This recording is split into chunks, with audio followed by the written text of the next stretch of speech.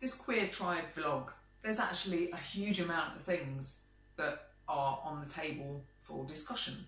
But today I'm going to be mainly talking about gender expression, partly because I got a message from someone who's been following this channel, and they were chatting about their gender expression and the fact that they're kind of similar age to me, but sometimes they feel like a boy in drag. So I wanted to talk a little bit about how people present themselves to the world, because as I've presented myself to the world pretty much like this most of my life. So quite androgynous, mainly a little bit boyish, and people have quite often mistaken me for being a boy whilst entering ladies' toilets, which is really quite frustrating because it kind of makes you think, well, should I just go into the disabled? It's something that I quite often do now, is if I'm in a public environment and I need a wee, then if there's a disabled toilet, I'll quite often go in there just because it's easier. It's easier not to have the looks of, what are you doing coming into the ladies' toilets? Because, you know, unless you look at my chest and see that there are protrusions here, some people don't look at, you know, they just look at haircut, height, clothes, general appearance, and immediately think, you know, boy or man. So yeah, gender expression. It's one of those things, when you just exist in your own little world, you don't really think about gender. Well, I don't anyway. I don't constantly label myself. I don't think, oh, am I being quite boyish today, or am I being quite femme today? It's very unlikely that I'd be quite femme. But I don't really think about gender until I go out in the world, and it's like other people's reflection of me that sometimes causes issues. That's the only kind of gender dysphoria I get, is the reflection of other people.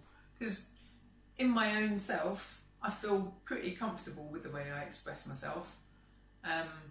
Maybe I don't feel quite so comfortable when it comes to verbally expressing myself, because I don't know, I don't do it an awful lot. I do it when I talk to camera with these vlogs, and I do it when I talk to friends, but I've just spent most of today in my studio just making things and creating and not talking. So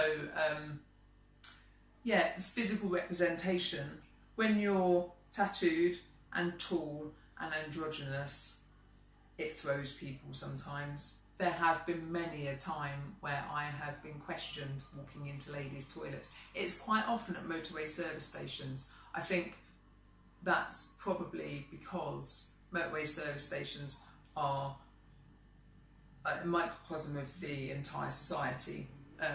In other environments that I go into, be they fetish or queer or LGBTQI, gender isn't seen in the same way as being so binary.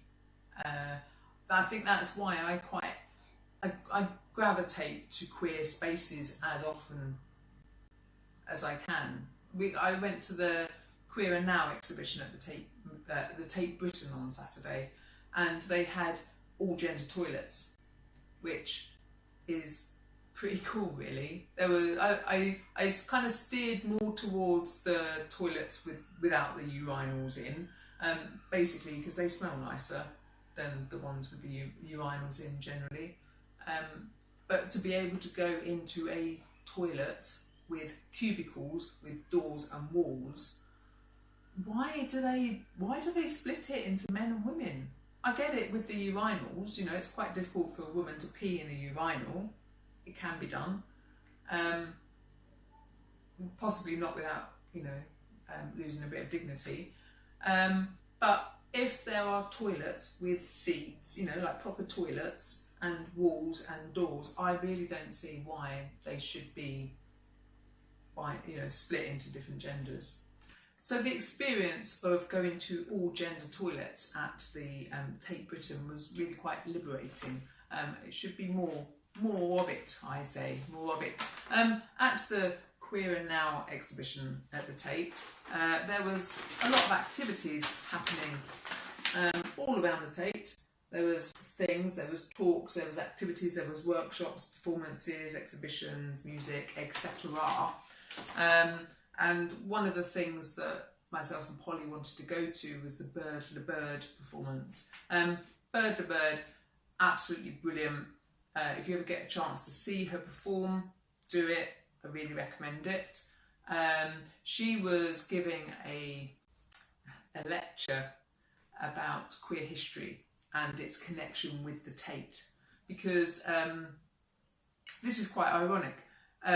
Whilst we were at the Tate Britain, we were having a bit of lunch outside in the nice warm sunny weather, and being the 23rd of June, as the date was, that was the anniversary of the European referendum, and so there was a bit of political atmosphere in London on that day.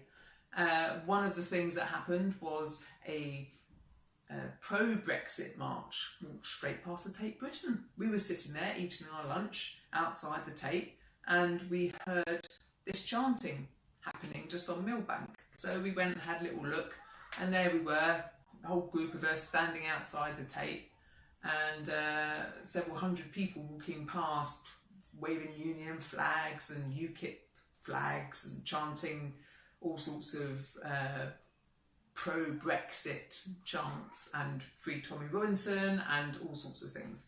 And they were also singing Whose Streets Our Streets. And it was quite ironic because they were walking past the Tate, and it being a queer event, I wonder how many of the people on the pro-Brexit march actually understand the history of the Tate. This is something that we found out in Bird the Bird's performance, which was all about queer history, mainly queer history. She talked about the fact that the Tate Britain was built on the site of the Millbank Penitentiary, which was one of the largest penitentiaries in the world in the 1800s. And there were a fair number of queer people in that penitentiary. You knew that because the record showed it. Some people were put inside for sodomy, other people were put inside because they were poor and vagrants. And if you're poor and a vagrant, the chances are that you're also gay. And so with all these pro-Brexit people walking past, I wonder how many of them actually knew the history of the streets that they were walking along, and about the fact that because there was a whole load of people in Millbank Penitentiary, it was the kind of clearinghouse for those people who were seen as undesirable. They were locked up in Millbank Penitentiary and then shipped out to Australia. Forced migration for them. There was also forced labour, of course, because Millbank Penitentiary was a penitentiary of hard labour. So, yeah, queer, we are quite often seen as misfits and freaks and weirdos, but we are part of the fabric of this country and also other countries, and our history is quite often ignored. So it's only at events like Queer and Now that you can kind of explore those things, because there's not an awful lot of queer history books. It wasn't something that we were taught in school. Now you have all sorts of different history months. So you have LGBT History Month and you have Black History Month.